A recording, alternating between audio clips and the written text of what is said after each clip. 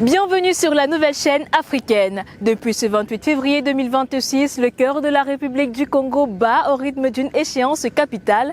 Comme vous le savez, votre chaîne panafricaine a mobilisé ses forces vives et déployé un dispositif sans précédent sur l'ensemble du territoire. Notre mission, vous plonger dans l'arène, vous livrer l'atmosphère de la campagne et ne rien manquer de cette marche vers le palais du peuple. C'est le rendez-vous de l'information, c'est votre édition spéciale NCA au cœur de la présidentielle. Vous êtes sur NCA au cœur de la présidentielle. Dans les hauts plateaux, Denis Sassou Nguesso poursuit sa tournée électorale avec une étape à Djambala, chef-lieu du département. Face aux populations, le président sortant et candidat de la majorité présidentielle a réaffirmé sa volonté de poursuivre les projets engagés pour le développement du pays, en mettant en avant la continuité de son action et surtout le soutien exprimé par les jeunes, les femmes et les sages de la région. C'est un reportage de la rédaction NCA. À Djambala, dans le département des Hauts-Plateaux, Denis Sassou Nguesso poursuit sa campagne présidentielle avec un message central, la stabilité politique comme condition du développement. Face aux populations, le président sortant insiste d'abord sur ce qu'il considère comme le socle de toute politique publique, la paix. Pour lui, sans stabilité ni investissement, les grands projets ne peuvent durablement transformer l'économie du pays. Pour que tous les travaux s'améliorent, il faut que le pays soit en paix. Nous devons toujours maintenir la paix au Congo. Ensuite, nous pourrons poursuivre les travaux et aller de l'avant.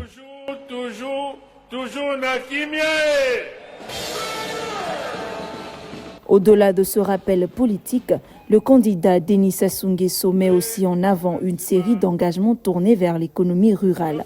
Dans les Hauts-Plateaux, région à vocation agricole, le candidat de la majorité présidentielle promet de renforcer les soutiens aux producteurs. L'objectif affiché, augmenter la production locale, moderniser les méthodes de travail et créer des opportunités d'emploi pour les jeunes.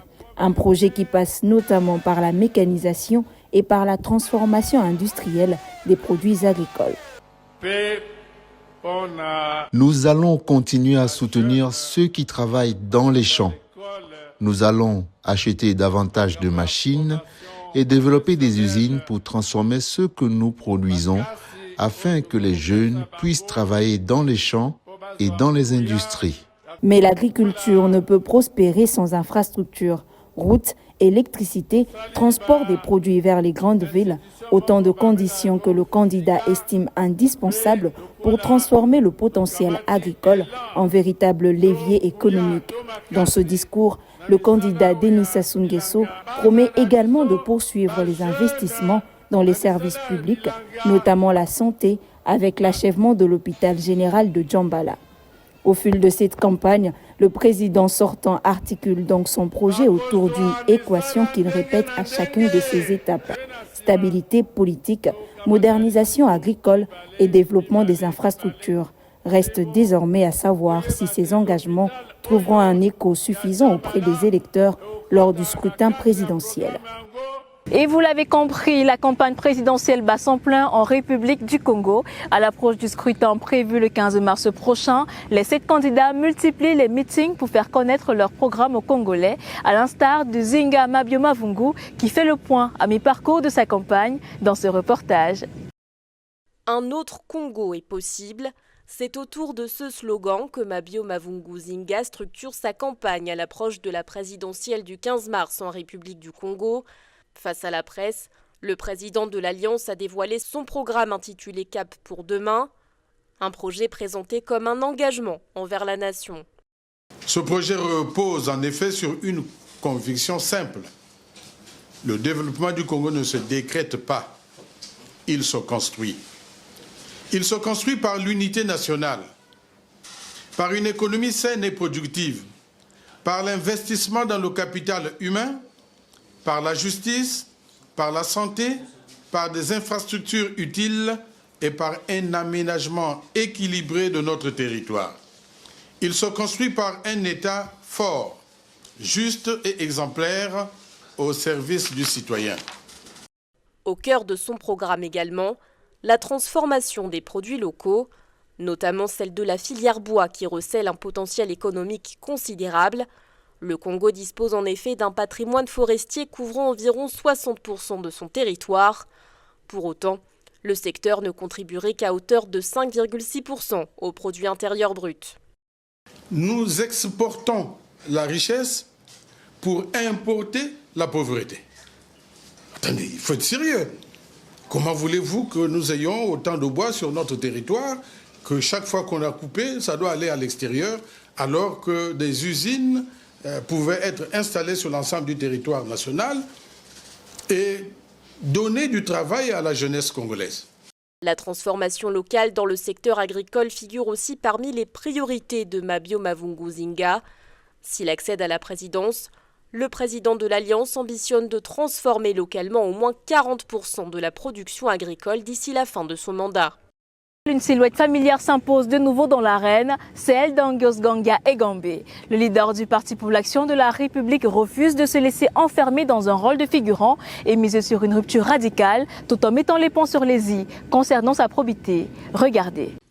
Entre les géants de la politique congolaise et les nouveaux visages de l'opposition, Angios Ganga Egambé cultive sa différence. Celui qui a déjà affronté le président candidat dans les urnes en 2009, 2016 et 2021 se présente cette année comme le doyen de l'alternative. À propos des rumeurs sur sa capacité à tenir le rythme effréné d'une 4e campagne présidentielle, il affiche une sérénité totale. Je me sens très bien. Je suis candidat élu par les primaires démocratiques de notre parti. Accusé par certains d'être un candidat de l'ombre soutenu par le pouvoir en place, Angios Ganga Egambé tient à clarifier sa position vis-à-vis du président candidat Denis Sassou Nguesso, fidèle à son franc-parler. Si le président a l'argent à me donner, j'attends ça. Dites-le. Moi, je suis un homme d'affaires depuis 1982. Je ne suis pas quelqu'un de comme ça. Je suis venu en politique après les affaires. Avant les affaires, je faisais d'abord les affaires, après je suis venu en politique. Donc en politique, je n'ai même pas encore trouvé l'argent. Mais s'il y en a quelque part, amenez-moi ça. J'attends ça pour développer mes affaires. C'est ça, non? À quelques jours du vote, l'enjeu est colossal pour le président du Parti pour l'action de la République. Dans un scrutin qui compte 7 prétendants, il doit prouver qu'il peut dépasser ses scores historiques pour s'imposer comme le leader naturel du changement. En République du Congo, le plan national de développement 2022-2026 place les infrastructures au cœur de la modernisation du pays.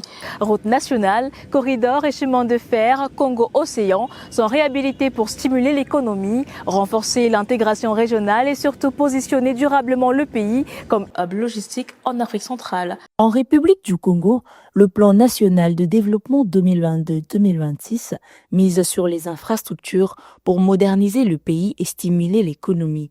La réhabilitation de la RN1, l'extension du port de Pointe-Noire, la construction des nouvelles routes, la liste n'est pas exhaustive.